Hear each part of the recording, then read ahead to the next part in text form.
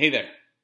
As we talked last week about United Airlines, I was reminded that every leader who confronts a crisis has choices to make when it comes to telling the truth. Certainly, the leader can decide how to find the truth, who to trust for giving him or her the truth. Once that truth is found, the leader can choose what to do with it.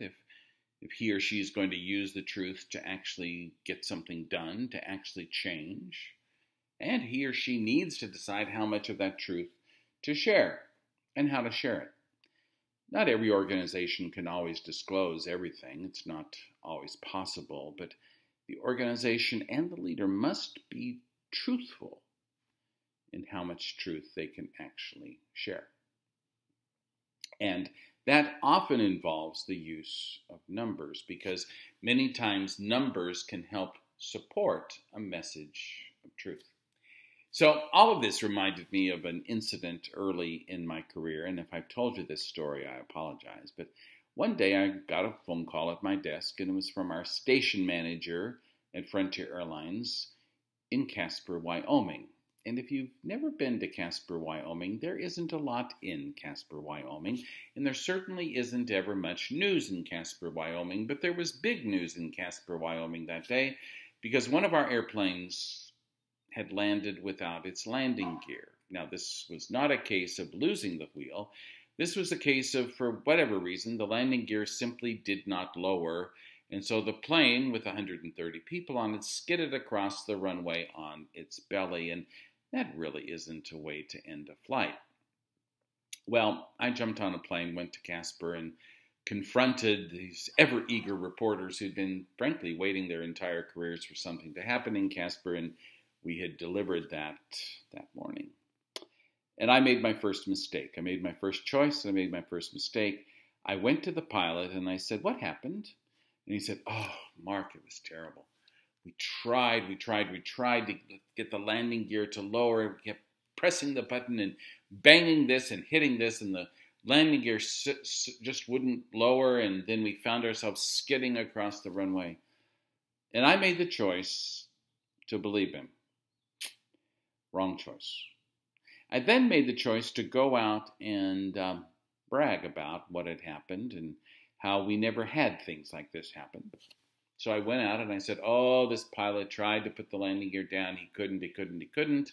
And this is just one of the X number of million safe landings we've had over all the years." So I used a number to help convey the untruth that the pilot had shared with me. Well, there's a little truth box on most airplanes. It's called the black box, and it includes a recorder, and the black box records all the conversations in the cockpit. And once the black box was played, I had egg on my face because the recording revealed that the pilots were too busy talking about their wives and their girlfriends to remember to put down the landing gear, and that's why this crisis happened. And so my whole dramatic explanation that got all this press coverage and my dramatic use of numbers to support the false message got me in a whole lot of trouble, and I seriously thought about changing my name, but I didn't. And I'm reminded all these years later that when we confront a crisis as leaders, we have to get to the truth, we have to find the truth, we have to confront the truth, and we have to really look at the risks of how we share the truth.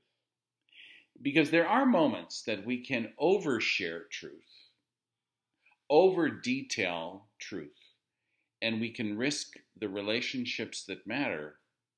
At the same time, we can under-communicate truth and come across as less than truthful. So we have to, as leaders, find that fine line of how much truth we can share and how to actually share it. So in that effort to find the truth, we need to first ask ourselves what actually happened.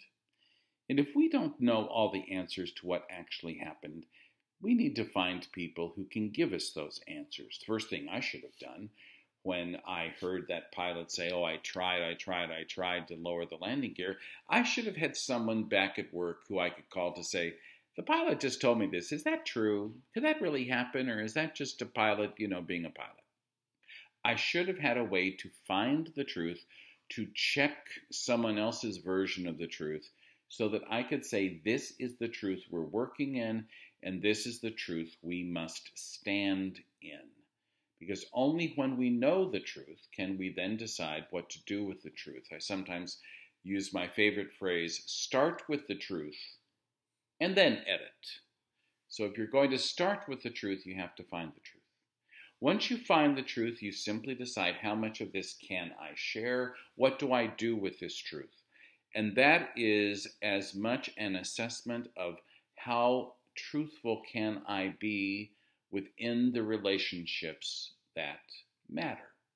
So, if we're going to speculate again about United and what we talked about last week, what relationships really matter to United? Well, certainly customer relationships matter, employee relationships matter, investor relationships, as we've talked about, matter. And so each of those audiences demand knowing the truth about what actually happened. And we could have heard much more truth about how this choice led to this choice, led to this choice, led to this choice, and created the situation the company has to confront. That was a case of where hearing more truth was necessary because each of those stakeholder groups feels entitled to a truthful explanation of what happened so that they could again trust. That is the question we have to ask ourselves. How much truth do I actually must find myself sharing in order to protect the relationships that are so important and to protect my own credibility? Many times when we've answered the question, how can I confront the truth? What can I use the truth to help me accomplish, and how do I share the truth? We decide to support that message to use numbers. Numbers can be very effective because numbers, just by their nature, make us feel good that there is truth being communicated. But there are ways to misuse numbers. We can be too selective. We can fabricate. We can take numbers out of context.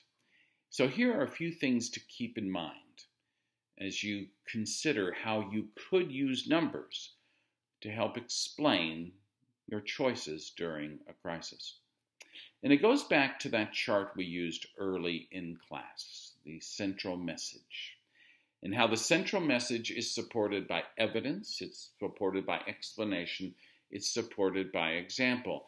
And numbers can be a part of each component of how we can support that central message, because numbers can help us create context. Numbers can help us compare. Numbers can help us understand the competition. Numbers can help us understand what needs to change, because numbers can convey truth. But numbers will only convey truth if we do a few things as we prepare how to use numbers. Number one, keep it simple. What happens too many times when people try to use numbers to tell a story, especially if they try to use numbers to tell a story in the middle of chaos and crisis, is they throw too many numbers at me. Keep it simple. Only use the numbers that actually matter. So in this case, again, United had just flown X number of people to X number of places, and they spent X number of hours on planes. And of all of those people, one person had a problem. That's not saying that that's not a problem that doesn't need to be addressed. It's saying that we need to learn what worked for so many, but didn't work for this one. It helps tell a story, and that story is made more effective if we keep the numbers simple. Keep the numbers visual. That's not just in how we present the numbers on a screen, although it's certainly a big part of it. I do want to see bar graphs. I do like to see line graphs. I hate pie charts. I don't think that they communicate very effectively. But I don't want to see numerals.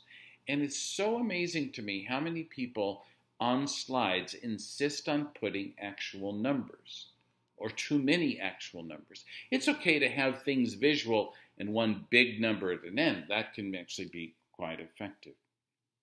But keep the numbers visual and how they're presented on the page or on the screen, as well as how you tell the story and how you use the numbers in the story. By saying, every day we serve these many people, every day we accomplish these certain results, that helps me visualize what it is that the numbers can support. Use numbers to help sequence a story. That every day X number of people walk in the door, every day those X people produce these results, and every day these people access the results or access the products that we may be in expectation of producing. So it can help tell the sequence of the story. Numbers can also give me a way to reason my way through the choices that you have to make. So if we do this, the results could be this. If we do this, the results could be this. And it gives me, as a listener, a way to reason and to see the comparative choices that you have to make.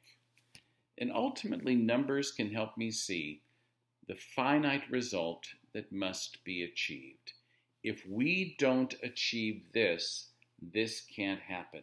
That type of message is so much better expressed when we can tie a number to it. Again, if it had come back to that United man last week, I would have wanted to hear him say, in some manner, we have to do these things so that every day when we fly all of these people, this is the number of people that we have in some kind of traumatic situation. That use of numbers helps me realize the scope of the challenge, the value of the approach to the challenge, and ultimately the results of the challenge.